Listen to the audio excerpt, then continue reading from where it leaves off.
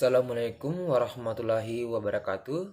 Perkenalkan, nama saya Irsan dengan NIM F2020010076 dari Universitas Mandala Waluya Kendari. Di video kali ini, saya akan menjelaskan sedikit yang saya ketahui khusus reaksi substitusi dan eliminasi pada alkali halida.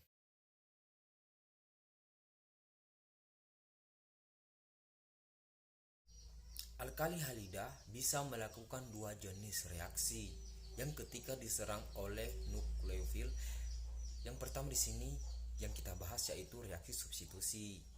Pada reaksi substitusi, atom elektronegatif atau gugus penarik elektron digantikan oleh gugus fungsi yang lain. Nah, sekarang kita dapat melihatnya. Dalam alkali halida, atom elektronegatifnya adalah halogennya. Maka C dengan halogen akan putus, yang digantikan membentuk C dengan nukleus yang baru. Yang kedua, reaksi eliminasi.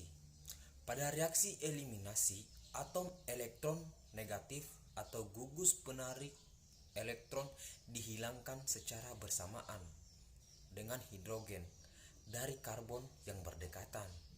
Artinya adalah kalau pada substitusi hanya atom elektron negatifnya yang hilang, digantikan oleh nukleofilnya.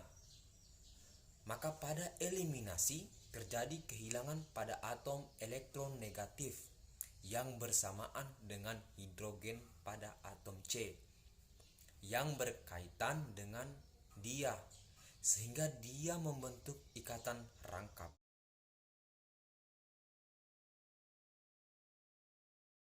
Sekarang kita lihat pada substitusi nukleofilik. Kenapa kita harus membahas tentang substitusi nukleofilik? Karena alkali halida bisa mengalami proses reaksi substitusi ketika bereaksi reagennya adalah nukleofil. Pada gambar ini terlihat pada OH- dan alkali halida yang menghasilkan produk substitusi. Coba kita lihat satu persatu. Yang pertama adalah ion hidroksida. Ialah nukleofil yang bereaksi dengan substrat atau etil bromida dan menggantikan ion bromida. Ion bromida ini dinamakan gugus pergi atau leaving group. Yang kedua, dalam reaksi jenis, satu ikatan kovalen putus dan satu ikatan kovalen baru terbentuk. Yang ketiga, jika nukleofil dan substrat bersifat netral, produk akan bermuatan positif. Yang keempat, jika nukleofil berupa ion negatif dan substratnya adalah netral, maka produknya akan netral.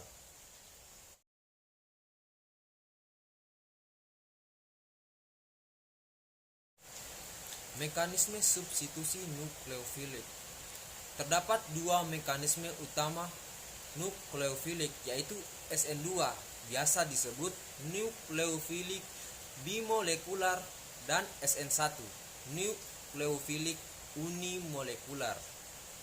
SN2 substitusi nukleofilik bimolekular berarti dua molekul yang substrat dan nukleofil yang terlibat dalam langkah kunci atau hanya satu langkah dalam mekanisme reaksi ini.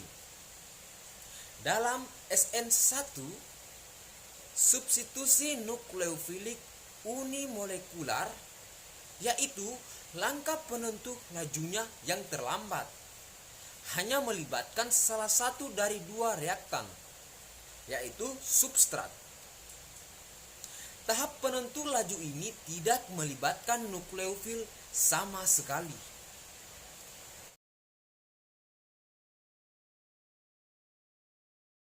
Ciri-ciri reaksi SN2. Yang pertama, laju reaksi tergantung pada konsentrasi nukleofil dan substrat. Yang kedua, setiap pergantian melalui SN melibatkan inversi konfigurasi. Yang ketiga, Reaksi akan lebih cepat bila gugus alkali pada substrat berupa metil atau primer dan paling lambat bila tersier. Alkali halida sekunder bereaksi dengan laju pertengahan.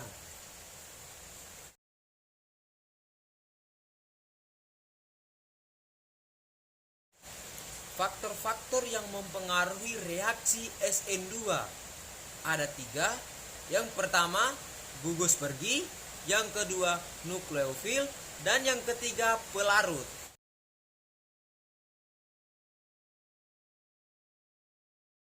Kesimpulan reaksi SN2. Yang pertama, substrat. Reaksi SN2 terbaik terjadi pada substrat metil atau primer. Yang kedua, nukleofilik. Nukleofilik bermuatan negatif, biasanya lebih reaktif daripada netral. Sehingga pada reaksi SN2 ini lebih sering dilakukan dalam kondisi basah. Yang ketiga, gugus pergi. Gugus pergi yang bagus akan meningkatkan reaksi SN2. Yang keempat, pelarut. Pelarut protik atau yang mengandung OH- atau NH yang memiliki kemampuan yang mendonorkan proton. Tidak bagus untuk reaksi SN2. Proton protik melarutkan nukleofil sehingga menurunkan kecepatan reaksi SN2. Pelarut polar aprotik seperti aseton DMSO akan meningkatkan kecepatan reaksi SN2.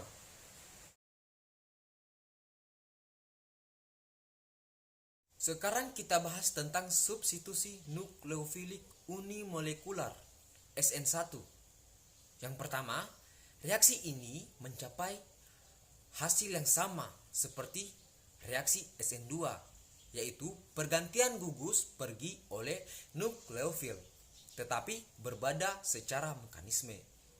Yang kedua, unimolekuler pada SN1 karena data kinetik menunjukkan bahwa hanya satu spesies yang terlibat dalam langkah penentuan kecepatan reaksi ini yang substrat.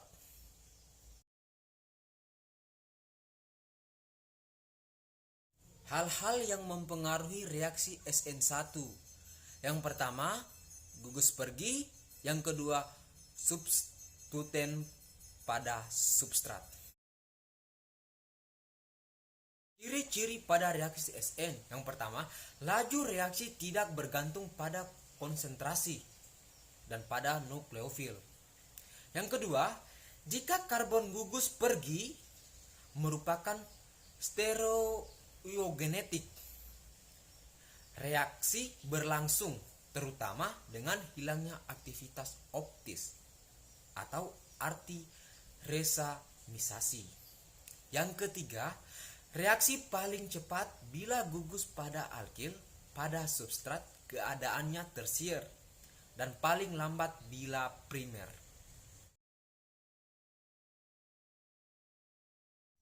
Kesimpulan pada reaksi SN1. Yang pertama, reaksi SN1 terbalik untuk substrat tersier, alkil dan halida benzilik. Yang kedua, gugus pergi yang bagus akan meningkatkan reaksi SN1.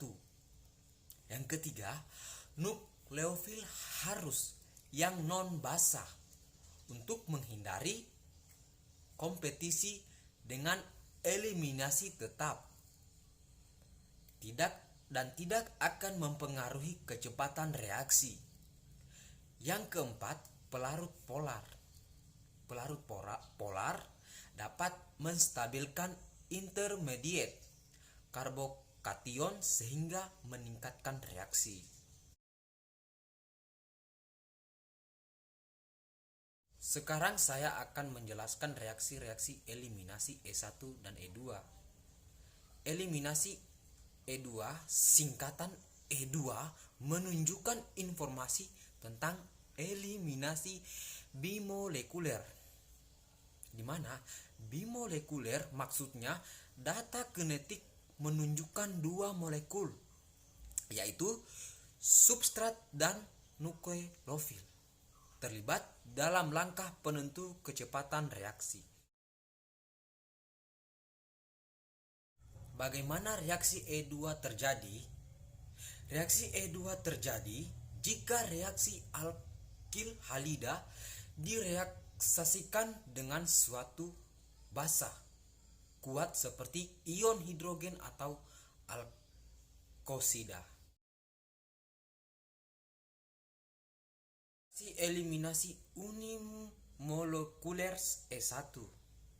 Singkatan E1 menyampaikan informasi eliminasi unimolekular. Reaksi ini mencapai hasil yang sama dengan reaksi E2.